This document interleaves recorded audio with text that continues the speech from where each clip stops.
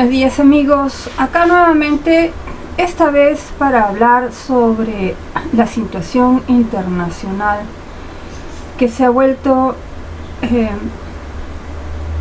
realmente peligrosa.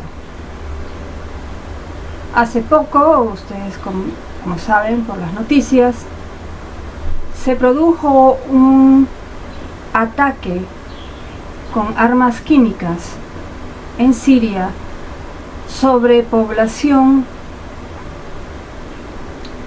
inocente, hombres, mujeres, niños, que fueron atacados por el gas sarín, que es una de las armas químicas más peligrosas, ustedes saben. Según las noticias internacionales, se supone que este ataque fue perpetrado por Bashar al-Assad, el susodicho dictador de Siria. No voy a hablar sobre la situación política del país. La situación bélica es complicadísima, por decirlo menos. Por un lado, está rodeado por países que intentan desestabilizarlo por cuestión geopolítica. Hasta el momento, el ataque de gas contra la población civil ha sido la excusa o el pretexto de la administración Trump para hacer un ataque de misiles contra un campamento, un campo militar.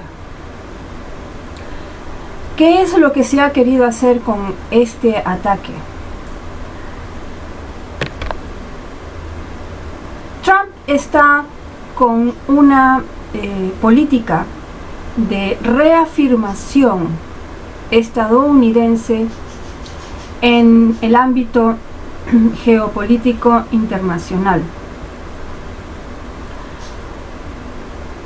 Obama, con todo su aparato pacifista, no hizo absolutamente nada por separarse de este ambiente, de esta tensión, sobre todo en el Medio Oriente. De manera solapada, como buen demócrata, intentó desestabilizar a Bashar al-Assad a través de aliados estratégicos, llámese ISIS, llámese Al-Qaeda, que tiene otro nombre en esta zona, los kurdos, es decir, títeres de la administración Obama para hostigar constantemente y, por supuesto, crear el caos que ahora es el Medio Oriente. Obviamente yo condeno, y me imagino que todos nosotros condenamos ataques de esa naturaleza. Ahora, ¿qué tiene que ver todo esto con nosotros acá en el país? Si se dan cuenta, Europa en este momento está pasando por un periodo de retroceso en lo que es las instituciones republicanas que han sostenido los diferentes gobiernos, ya sean monárquicos, republicanos, de todo tipo, en Europa, y la ciudadanía se está replegando hacia los movimientos nacionalistas. ¿Eso qué significa para nosotros? Nosotros vamos a convertirnos en los otros, esos que hay que separar, hay que discriminar. Debemos entender, por si acaso, que Europa nunca ha visto a ningún otro país, a ningún otro pueblo, a ninguna otra nación como parte de ellos.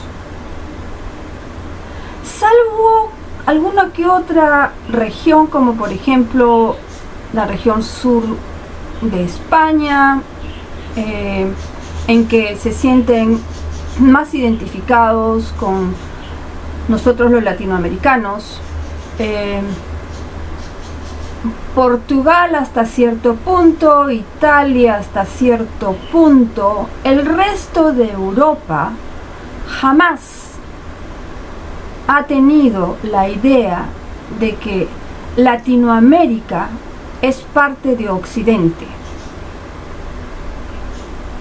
Nosotros somos algo extraño, algo exótico, que podemos ser estudiados como si fuéramos langostas o algún tipo de bicho raro, ¿no?, de museo. Con sus excepciones, por supuesto, ¿no? Hay gente que sí nos quiere, nos acepta, nos integra. Hay que tener también en cuenta esa parte, pero en general, Europa, sobre todo la Europa nórdica, jamás ha tenido la idea de integrarse con pueblos que no son parte de su propia etnia. Por ejemplo, Suecia nunca ha aceptado a personas nacidas en su tierra de padres extranjeros. Los hijos siguen siendo extranjeros, los nietos siguen siendo extranjeros, jamás van a ser suecos. No los consideran suecos. Hijo de padres turcos es turco, hijo de padres afganos es afgano, hijo de padres peruanos es peruano. A pesar de que muchos de ellos ya no hablan su idioma original, no tienen las costumbres originales, son más suecos que muchos suecos, pero sin embargo siguen siendo ciudadanos de segunda o tercera categoría, si es que tienen la ciudadanía.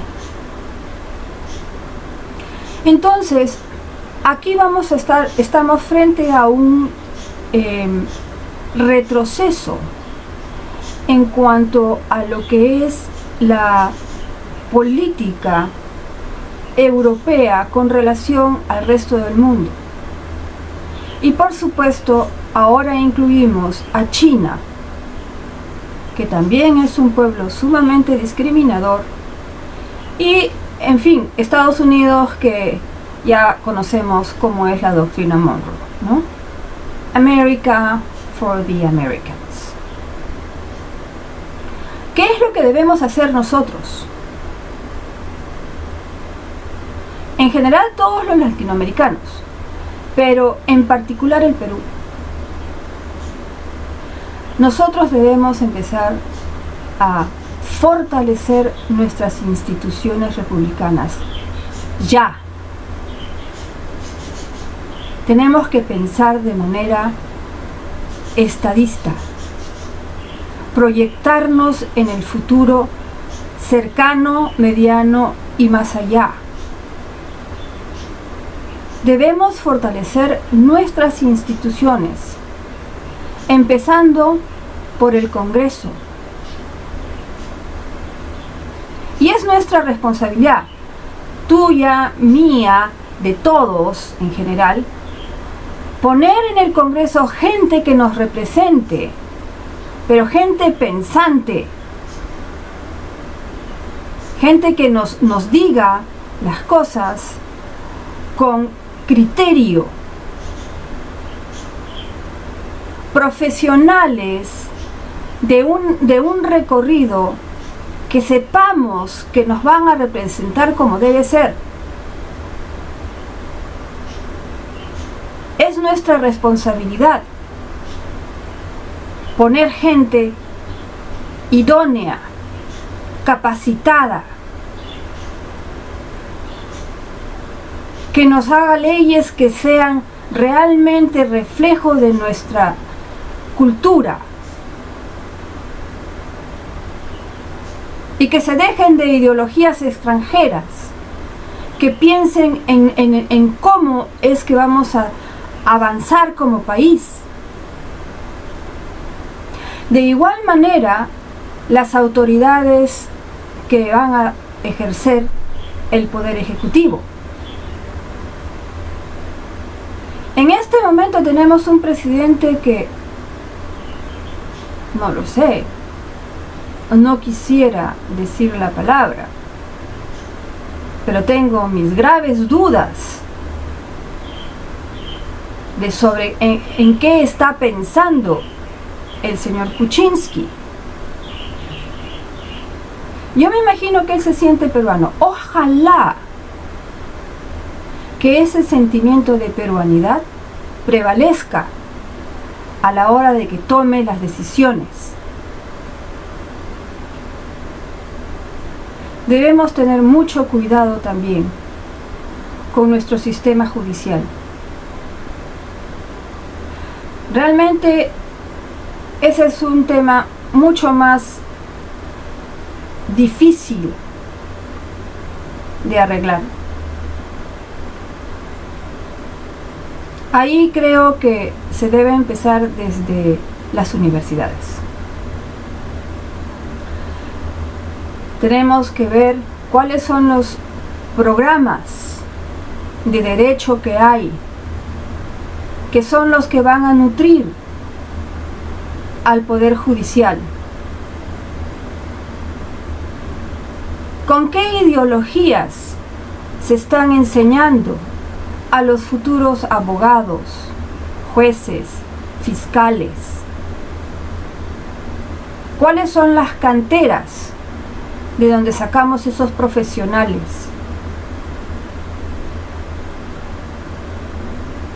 Hace poco estuvo tomada la Universidad San Marcos. Me tocó vivirlo de cerca.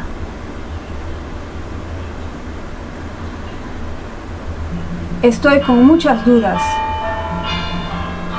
sobre cómo va a ser el futuro del país en cuanto al Poder Judicial. Entonces depende de nosotros, de nuestras decisiones de hoy, para que el Perú avance. Y no nos dejemos llevar por la situación internacional, porque eso es lo grave. Estamos a puertas de una tercera guerra mundial. ¿Cómo vamos a enfrentarla? Como siempre, abro el piso para las discusiones, intercambio de ideas, opiniones. Hasta el próximo video, amigos.